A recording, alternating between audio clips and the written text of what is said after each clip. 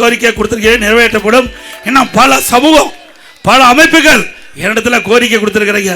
அந்த அமைப்புகள் எல்லாம் உங்களை எல்லாம் அதிமுக ஆட்சி அமைந்தவுடனே அழைக்கப்படும், உங்கள்கிட்ட பேச்சுவார்த்தை நடக்கப்படும்.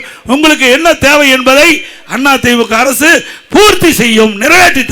கருப்பு கொடி, கருப்பு கொடி வீடு பூரா கட்டுறாங்க.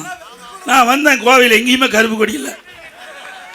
எங்கேயும் நான் பார்த்துக்கிட்டே வந்தேன். எங்காச்சும் இங்கே கோவை மக்கள் உஷாரான மக்கள், விழிப்புணர்வு மக்கள். திரு ஸ்டாலின் அவர்களே, நான் கேட்குற கேள்விக்கு பதில் சொல்ல முடியல. நடைபெறுகின்ற சட்டமன்ற தேர்தலில் தோல்வி பயம் வந்துட்டுது, தோல்வி ஜுரம் வந்துட்டுது. அதனால பாராளுமன்ற தொகுதி வரைமுறை தமிழ்நாட்டுக்கு பாதிப்புன்னு திரு ஸ்டாலின் அவர்களே ஏற்கனவே உள்துறை அமைச்சர் சென்னைக்கு வந்த பொழுது, தமிழ்நாட்டுக்கு வந்தபோது, தமிழ்நாடு எந்த விதத்திலும் பாதிக்காது, பாராளுமன்ற தொகுதி வரைமுறை தமிழகத்தில் எந்த விதத்திலும் பாதிக்காது தெளிவா சொல்லிட்டாங்க. இப்ப எதுக்கு கருப்புடி போராட்டம் தெரியுங்களா? நல்லா புரிஞ்சுங்க. சாதாரண ஆள் இல்லை இருக்கிற முதலமைச்சர். இவருக்கு தெரியும் எப்படி இந்த பாராளுமன்ற வரைமுறை செயல்படுத்தப்படும், முன்கூட்டியே தெரியும். ஏன்னா அங்கங்க கருப்பு கொடி காட்டினா இப்போ இவர் நினைக்கிற மாதிரி அறிவிச்சுட்டா, பாத்தியா நான் போராட்டம் பண்ணேன், மத்திய அரசு பணிஞ்சு போச்சு என்ன சொல்லுவாரு? இவர் கருப்பு கொடி ஊரு பூரா கட்டின பிறகு இவர் நினைக்கிறதுக்கு மேல நல்லது செய்ய போறாங்க. யாரு? திரு ஸ்டாலின் நினைப்பதற்கு மேலாக, அவருடைய கட்சி கூட்டணி தலைவர் நினைப்பதற்கு மேலாக அற்புதமாக இந்த பாராளுமன்ற தொகுதி வரைமுறை செயல்படுத்துவாங்க. அப்ப என்ன சொல்லுவார் தெரியுமா? இன்றைய முதலமைச்சர் ஸ்டாலின், நான் கருப்பு கொடி வீடு புறம் தமிழகத்திலே கட்டிய காரணத்தினால் மத்திய அரசு பயந்து போய் நான் சொல்லுவதை ஆமோதித்து அதை நிறைவேற்றும் சொல்லுவார். பாருங்க, நாளைக்கு பத்திரிகையில் அப்படித்தான் வரும். நாளைக்கு டபுள் கே மாறுறாரு. அவரெல்லாம் தெளிவா இருக்கிறாங்க.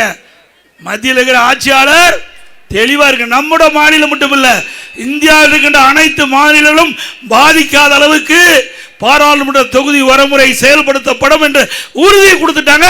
உறுதிப்படி செயல்படுவாங்க. மக்கள் மகிழ்ச்சியோடு இருப்பாங்க. ஆனா ஒரு ஆளுக்கு மட்டும் மகிழ்ச்சி இருக்காது. யாரு? ஸ்டாலினுக்கு. அவர் கண்ட கனவு பலிக்கலையே.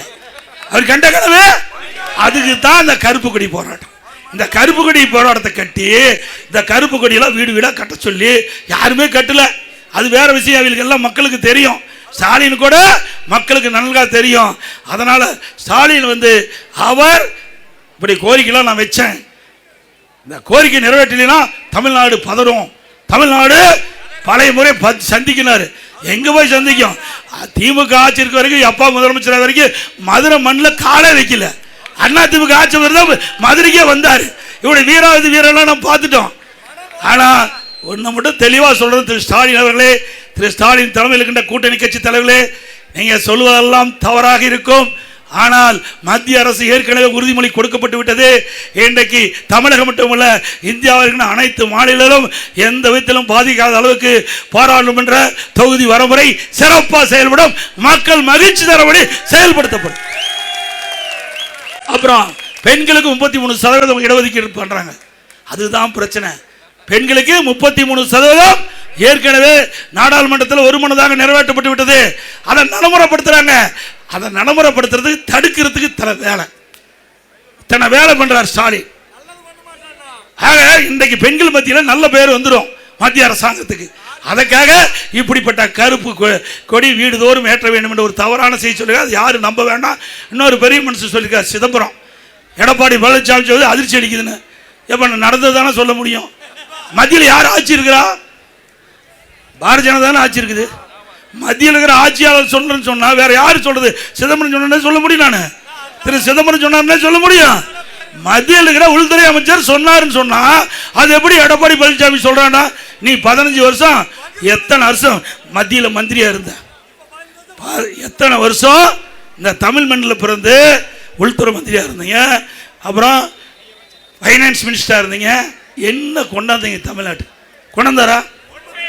இவர் பேசுறதுக்கு தகுதி இருக்குதா? தகுதி இருக்குதா?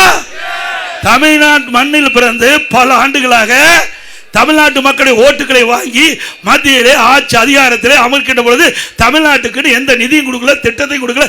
நீங்க பேசுறதுக்கு என்ன யோக்கியம் இருக்குது? சிதம்பரம் அவர்களே, எங்களை பத்தி பேசுறதுக்கு உங்களுக்கு எந்த தகுதியும் இல்ல.